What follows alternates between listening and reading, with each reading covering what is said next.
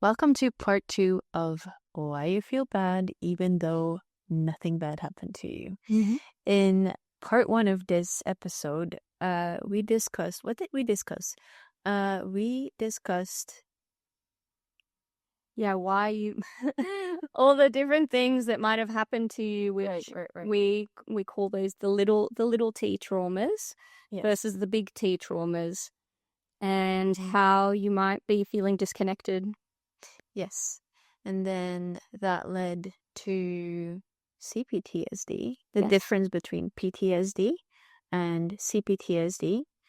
And we ended on all different types of diagnoses that can lead to. And that's where we're starting off today, Yes. or continuing the conversation. Yes, exactly. Okay. And I think the main real thing that we're talking about here is the real reason why complex PTSD is not an official diagnosis and why it's actually not in the DSM. And you didn't know anything about this before I mentioned it to you, did you? Yeah, no, because we were just having this conversation a couple of days ago when I picked you up from the station. You're actually discussing podcast topics on the bus. And I was just saying to you last day, like, yeah, I've gotten all these diagnoses over the years, and the last ones I got, ADHD and autism, felt like the most. I felt like when I got diagnosed with those, I was like, oh, okay. I can see that. That makes sense, because like the ones before I didn't really resonate with OCD or any of the other labels I've gotten. So I was like, okay, well, I guess I can see that, but that's 3 years ago now that I was diagnosed with those things. And as I've continued to work on regulating my nervous system, working on my self-concept, rewiring limiting beliefs, I've come to realize that, oh, actually, maybe I am not autistic and maybe I don't have ADHD, even though I was diagnosed with it. And you resonated with it. And I resonated with it at the time. And, I've been doing my own research. And that's when I found out that a lot of the symptoms of when you both have ADHD and autism look suspiciously similar to the ones you have when you have CPTSD.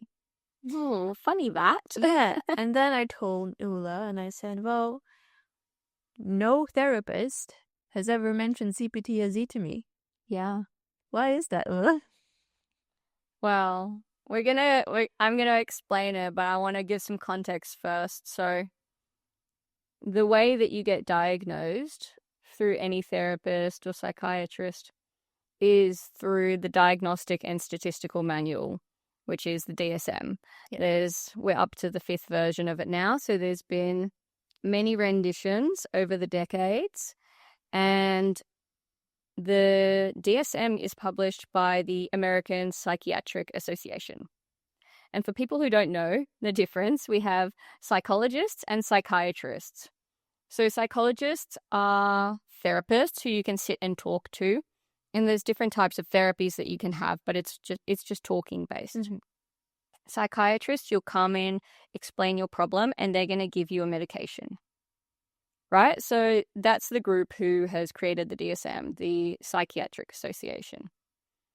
And in order for you to be able to be treated in any way, you have to have a diagnosis. So in the DSM, actually there are thousands of diagnoses now, or no, I actually don't even know the number, but it's insane. It's insane. It's a really big number, and it gets bigger every year. Every time they make a new edition of it. And they have a list, right? So these are the symptoms of this disorder. You have to have a minimum of, say, like maybe 5 out of the 8 or whatever it is for that specific diagnosis. And if you have that diagnosis, these are the treatment options available, and this is what's suggested for someone with that. It might even say that people with this disorder commonly also have this disorder. For example, maybe depression also comes often with OCD, or maybe whatever the things were that you were told. So this is actually, right, essentially how you get diagnosed. You have to look at the DSM. Mm-hmm.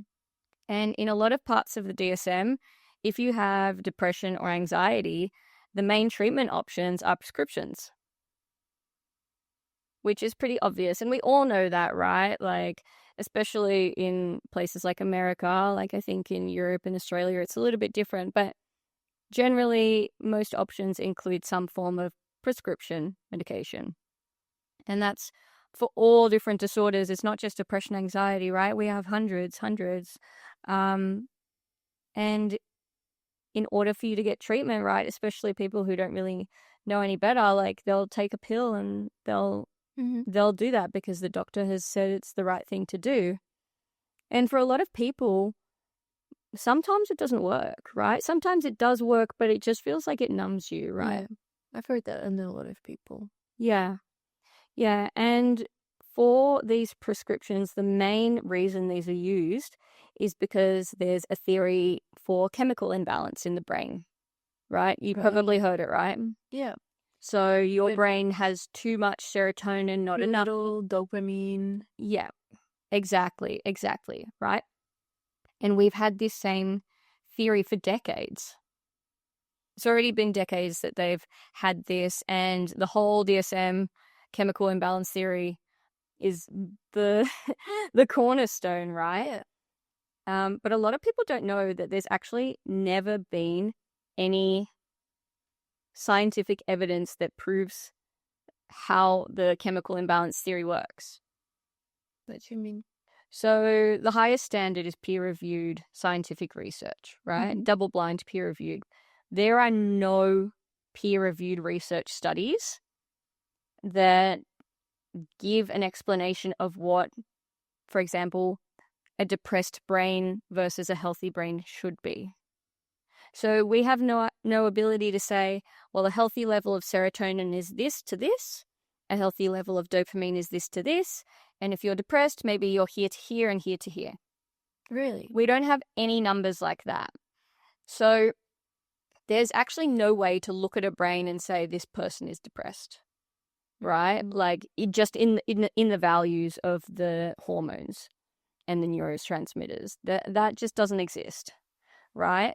So you would think that if we've had this theory for decades, we should have had at least one study where we could clearly see, like, okay, in most people who are depressed, their neurotransmitters look like this, and actually we want them to look like this. Yeah. On a simple level. But that literally is just, we don't have it. It doesn't exist. That's really surprising, right? Because you see, well, especially on the internet, so many things about do this for extra dopamine and right, as if it's like the solution to everything. But you're basically saying that there is no studies that say what a healthy dosage of that or balance of that in the brain looks like. Yeah, and I mean, we might have for sure indications like, more dopamine can give you better feelings of this, or more serotonin leads to this. And I'm not saying that those things aren't important. They are extremely important for all sorts of things within your body, including mood and regulation. But the point that I'm making is we haven't been able to make a prescription of like, this is a depressed brain, the neurotransmitters, this is an anxious brain, this is a schizophrenic brain. But we prescribe based on those things. Right? So all the medications that we give to people who have received a diagnosis are, in the most redundant of words, guesswork. It's like, well, let's try this, start at this milligrams, work your way up or down. Okay, this one you didn't react well, we're going to try a different one. Okay, this one was a bit better but not that great, or you have this side effect, let's try another one. It's just guesswork. Yeah. Right? And people have lots of complications on these drugs. They're not small things. I think, I don't remember which one it is, but one of the side effects for one of the antidepressant drugs is suicide. Yeah, make it make sense. Right? And when you look at it like this, you can see that there's something wrong, right? It doesn't make sense that we do it this way. And I think I know the reason why it's like this, but it's not a very popular opinion. And I don't want I don't want to get cancelled for this opinion either, but I think it's really important and worth saying that there is another explanation out there. Will you be sharing that explanation with us? Yeah, so like we spoke about in the last episode, we have a trauma epidemic in our society. Big T and little t. They're all trauma, right? So big T trauma is the things that we would traditionally associate with trauma. So violence, war, natural disaster, assault, all these kinds of things. That's a big T trauma. But the little T traumas are those small, repetitive things that happen to you from childhood, adolescence to adulthood, which prevent you from having a sense of identity, prevent you from connecting with others, preventing you from feeling normal. Like you have this feeling that there's something wrong with you, that you just can't be the same as everyone else. And they come really from things like neglect, not having your needs met, not having someone to help regulate you, just not having a caregiver being present, right? Or even bullying or these kinds of things. They're all little t, but they can have just as damaging effect on someone as big T. And we spoke on the last episode about the different diagnoses that we had, right? That I was diagnosed with borderline personality. I didn't mention I was also given paranoid personality disorder. Yeah. In addition, because apparently my paranoia was bad enough to have an extra diagnosis. And particularly the personality disorders, there's a lot of connection between personality disorders and traumatic experiences in youth and childhood, right? And even though there's that connection, it's not really looked at like more strongly. It's just like, well, this is a problem with your personality, right? Yeah. And that's what it is painted as all the time. Problems with your brain. Like there is something wrong with your brain. There is something not functioning right in your brain. Yeah. It's almost as if at least I internalized it and I thought, oh, okay, well, my brain is just broken, I guess. Hello. You want to be on video too? You're very cute. Right. Yeah, so at least in my experience, right, so I was given a diagnosis of a personality disorder, but all the things that I explained to them which led to that diagnosis, I'm not like that anymore. I haven't been like that for like more than like 7 or 8 years, longer, I think. That was really a period, and actually through doing the work, I changed. Yeah. Right? I dealt with my experiences, and I didn't have to be that same kind of person anymore. And this is the point that I want to get across, is that it's not a chemical imbalance. There's nothing wrong with your brain. You went through trauma, and that trauma impacted you. And we have a trauma epidemic in this society. And if complex PTSD was to be put in the DSM as a diagnosis, we would have to change everything in the DSM as it stands, because it wouldn't be there's something wrong with your brain, you have depression, you have bipolar, you have schizophrenia, like it's a chemical imbalance. It would be what happened to you. Yeah. And if we start looking at it as what happened to you, we can get to the bottom of it and heal it. If I tell you there's something wrong with your brain, I can prescribe you a pill, and you have to take that pill for basically the rest of your life. And if that pill doesn't work, I'm going to give you another pill and another pill, because there's something wrong with you. Yeah. You can't fix it on your own. I can fix it for you if I give you this pill. And that makes people a lot of money. And as we know, who wrote the DSM, who is like the publishers of the DSM, the people who prescribe the pills. Yeah. Right? So I was shocked when Ula gave me this answer. And I mean, when you hear it from this perspective, it makes a lot of sense, right? And I was like, oh, okay, well, why didn't I realize that? Yeah. But hearing it from you, I'm like, okay, yeah, that makes a lot of sense. And yeah, that is why a lot of people can feel like they're looking for answers and looking to find out what's wrong with them for so many years, decades even, right? I was on the search for mental health for 10 years, only come to the conclusion that, oh, actually, there's nothing wrong with me or my brain. Yeah. Yeah, because if you come at it from a trauma focus, all those experiences, all those behaviors, all those feelings can be looked at as symptoms of the bigger problem. Yeah.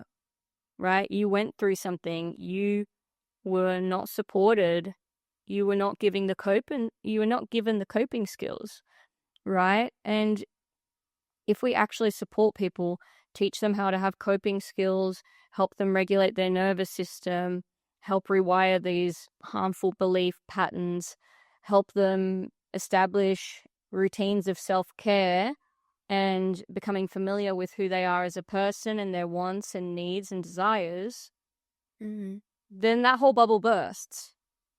And like we've seen it, right? We've both been on our own healing journeys in different ways over different periods. And we're not the same as we were before. No. Right? And if someone, like generally the perspective is if you have a personality disorder, that's your personality. You can't change your personality, right? You can go to therapy, you can do different things, but like your personality is your personality. And I just don't see it that way. No, I don't think it's fixed either because, well, even in we've known each other a couple of years now, we've both changed a lot. Massively. I think that's like a positive thing when you change a lot over the years. Mm-hmm. And then, there's always going to be people who say that in like a negative way. Yeah. It's like, oh, but you changed. It's like, yeah, isn't that the point? Isn't that what we're meant to do? Yeah, aren't we here to evolve and grow? Yeah. Yeah, exactly. Yeah, so I strongly agree that personality is not fixed.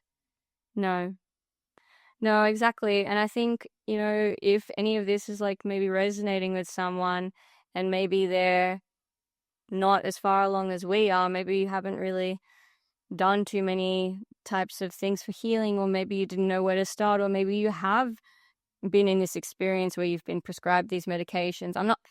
First, I want to say, don't anyone get off medications if you're on them. Like, don't just do that without speaking to your doctor, because if you do want to get off your medications, you have to do that in a controlled way with supervision. Yeah.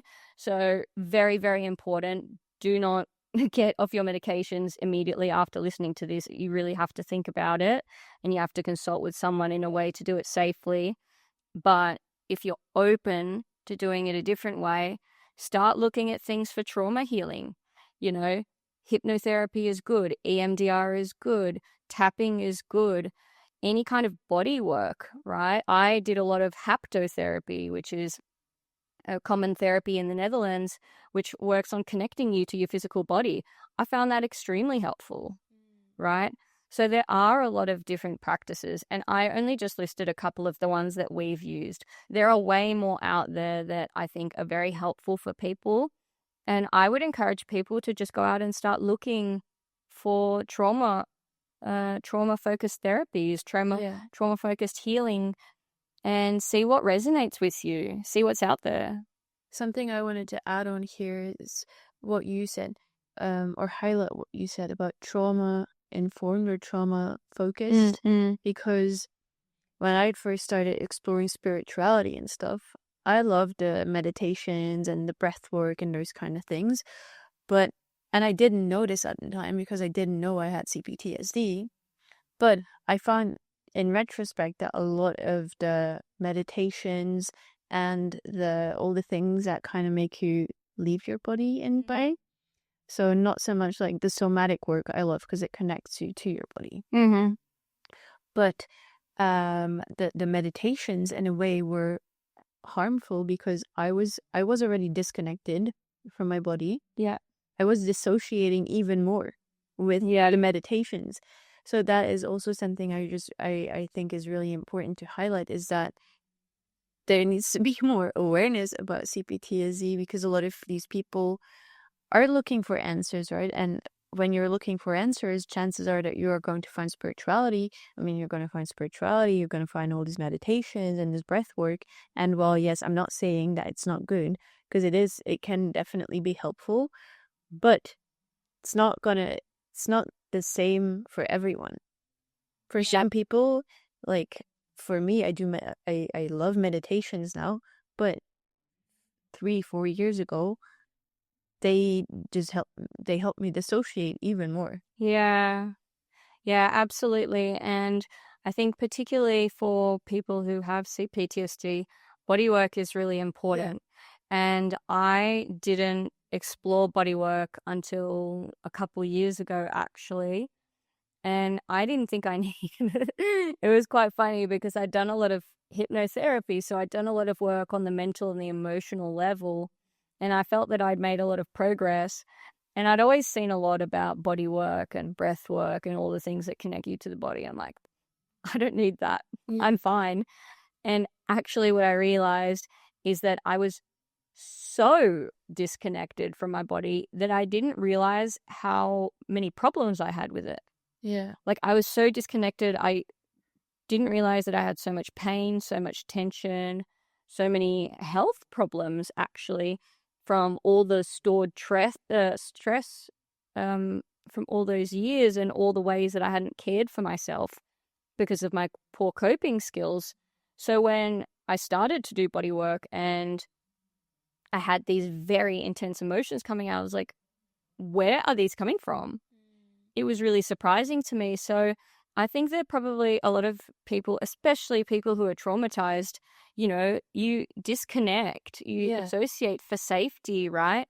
And if your experience was so painful, you're not going to stay in your body. You're not going to feel the pain. You're going to disconnect from it in any means possible.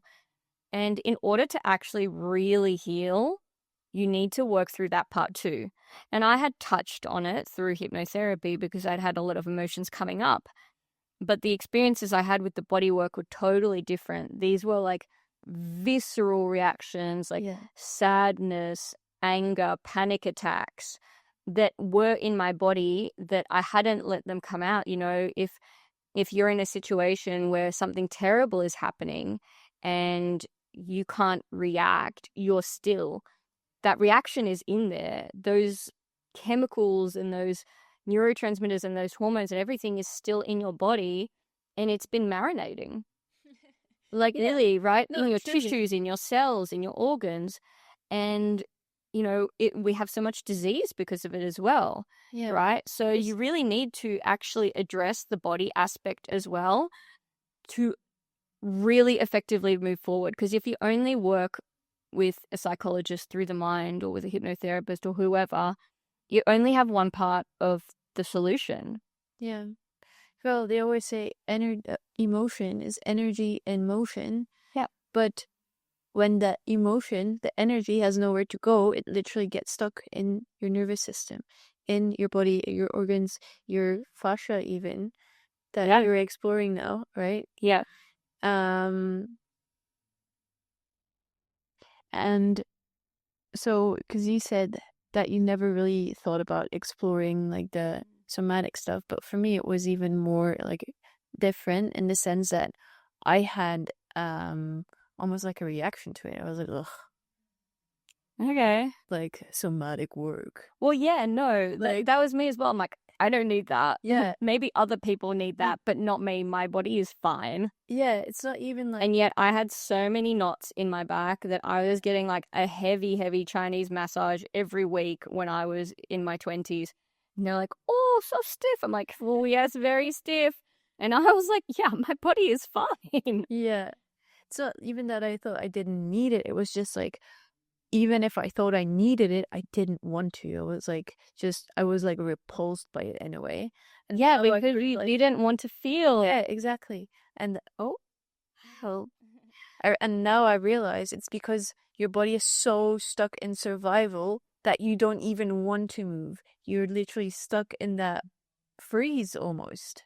Yeah. And, it's also like you have that feeling, that once you don't go into it, the emotions are a lot, right? If you had those things, there is a lot of pain. You've been pushing that pain away your whole life. And in order to do that, you actually have to face it. You have to be honest with your pain. You have to feel it. And that's really big. Yeah. It's like it's a big step, right? And it's not something that's done in 1 month or 2 months. Like, it might not even be done in a year, right? It takes time, and you take it out piece by piece, and every time is challenging. So despite the fact that you want to get better, it's sometimes easier to be in denial about it and be like, I don't need that. But for me, it was like, okay, I'm done with having all this tension in my body. I'm done with having like these health problems. Like, I also have psoriasis, have skin condition. It's like, I'm done with my body not cooperating with me anymore. Like, I need to do something about this. And that was the only thing that actually got me to start doing it. It wasn't because I wanted to address the emotions, it's because I was like really fed up with my body being in this state, right? And the only way to really address it is to clean out what's on the inside. Yeah. I want to add on to this. You said you had to start feeling it because there was no other way, right? It was the same for me. I was so burned out that like I was so burned out from doing work that wasn't necessarily fulfilling me, putting myself as the last priority, my own creative projects. It got to the point where I started getting cysts in my breasts and on my ovaries, that I was literally forced back into my body. Yeah. Like, if you are not going to do it, your body is going to find ways to force you back into it. Yeah. To feel it. Yeah, so my health got so bad that I had no choice. And I started by walking. Walking really helped. We talked about this in a previous episode as well. How you said how that can really help. Yeah, how it's just really beneficial for you. And I started by walking and slightly like increasing the amount of steps and slowly getting back into the body as well. Yeah. Just as we're talking about this, it reminded me, have you ever read the book, The Body Keeps the Score? I actually have it here. Yeah. So, if you're interested in this topic, this is a really great book that goes through all of the, yeah. So, he really explains in detail how this actually works, right? How stored emotions can impact us, how it leads to all these physical health conditions. I mean, it's the same concept of all of Joe Dispenza's work. Yeah. Right? Because he also works through the mind, and through the mind to connect through to the body, to bring the body in alignment with a higher emotional state. Right? And through that, he helps people heal like lifelong physical conditions as well. It's all related. Right? And it's all the basis of trauma. It's not just him talking about this. I think I mentioned her in a previous episode as well, but Louise Hay. Well, Joe Dispenza's work focuses more on the meditations and getting into heart coherence. Yeah. Whereas Louise Hay, she focuses very heavily on your inner talk, your self-concept, the way you talk to yourself. Because your thoughts create your emotions, and then your emotions start manifest physical world and your pain body. But that's Eckhart Tolle talks about the pain body. Yeah. But it all comes down to those emotions, or the energy in motion. And if it doesn't have anywhere to go, if you don't let it pass, it gets stored. Exactly. Until your body is like, no, enough. Exactly. And it is really as literal as like the emotion gets stored, right? I did haptotherapy with a really talented, amazing woman in Amsterdam. And for example, she would be pressing, for example, on a spot on my hips or a spot on my back or on my neck. And it was light, just like a light touch. but in that spot where it would be very painful. So when she would press on it and hold it, the intention was to be present with the pain instead of trying to dissociate and run away. Try and really focus on the pain. And even though she wasn't pressing any harder, the pain would keep getting more and more and more the more I focused on it, until it got to this point where it peaked. And then after it peaked, I would have an emotional release, right? So like crying, like physical experiences of emotions. And one time I even had a panic attack, and I don't get panic attacks. Like, I never had anxiety or anything. And it was this intense hyperventilation, this feeling trapped. And I was thinking, like, where the hell has this come from?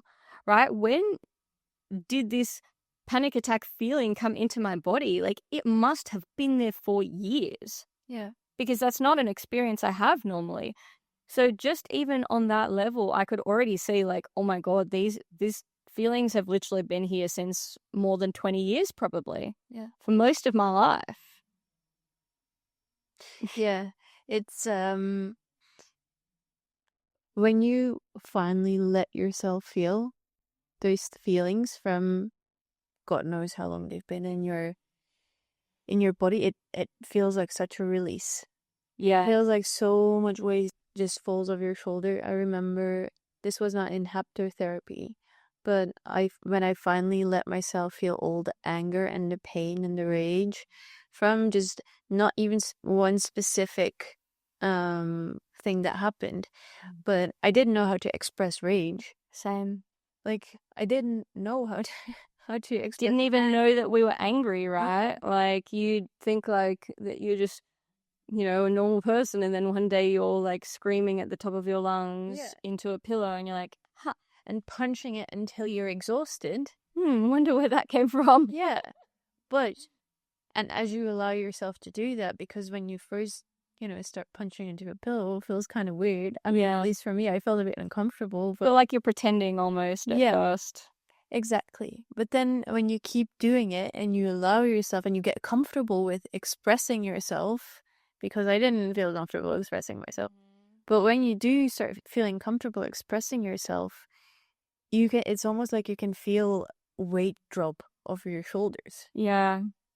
Yeah. And like, if you've ever been through that kind of energetic emotional release as well, your body reacts. Like, every time I had one of these big releases, I went home, I was like physically cold. I had to wrap myself up in a blanket, drink hot tea.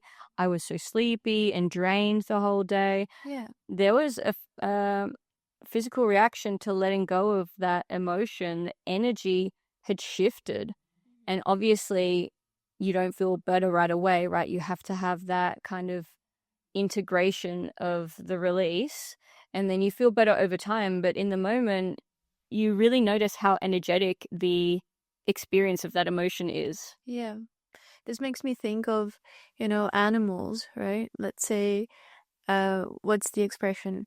A deer in the headlights. Oh, yeah. How they freeze. Yeah. Right? That's the freeze response. But the animal is not going to stand there frozen forever. Like, then eventually it runs off and they shake it off. Yes. They literally shake it off. And to animals, it comes really naturally, instinctively. But we as humans don't do that. No, we've forgotten. Yeah, we forgot. We over intellectualize our feelings, our emotions. We, that freeze reaction that you might have had, instead of shaking it off like the animal does, you keep it in your system. Yeah, like, so that's called closing the loop, actually. Okay. Right? So when you have an experience that has triggered an emotion, like, or a fight or flight, right? And also, if you think about like a gazelle being chased by a lion, and then it escapes and it shakes as well, right? So this is really common for animals. And that shaking is the release of anything that's still left in their system, and it closes that loop so that anything that's still circulating in their system gets used up, right? They're not still having the stimulus. They can get rid of all the extra all the extra chemicals that have been circulating in the bloodstream to get them out of there, adrenaline and stuff like that. Yeah. And then their body can return back to neutral. And it's really interesting and also definitely a topic for another time. But this is also related to why chronic stress is so harmful for the body with burnout, right? We're going to talk about burnout another time. But when you have regular stress, right, and you're getting chased by the lion, and then you're not being chased by the lion anymore, you can shake it off, your body goes back to normal. And in our day-to-day world, we give our bodies the stimulus of being chased by a lion, but for however long you're awake, like 12, 16 hours a day, every day, you're not meant to experience that much cortisol and adrenaline and stuff. It's so harmful for the body. And when we don't close the loop, our body sits in those different neurotransmitters, different chemicals all day long. That's why we're so sick, right? Yeah. And I don't want to go into too much detail because that's a whole other thing and we're going to talk about it another time, but it's definitely relevant, right? Yeah.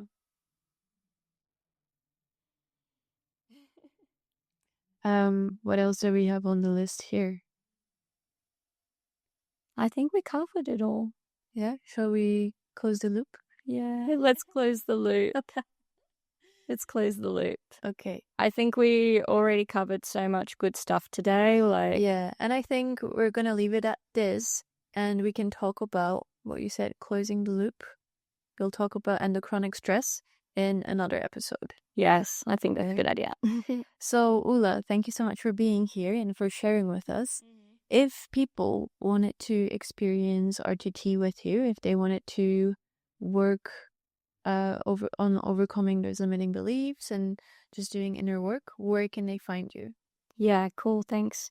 So I'm mostly on Instagram. My page is Ula Makowska with an underscore at the end.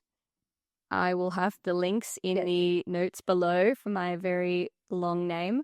But also you can find me on my website. It's ulamakowska.com. And from there you can see my services. You can book a discovery call. We can chat and get to know each other and see if it's a good fit. And, if you've never tried anything like that before, I think it's great also to have a chat and we can go through any limiting beliefs you might have about the processes. But I welcome anyone who's curious to growth and expanding their minds. And yeah. And thank you for having me on again. Of course. Thank you for being here. And thank you for watching.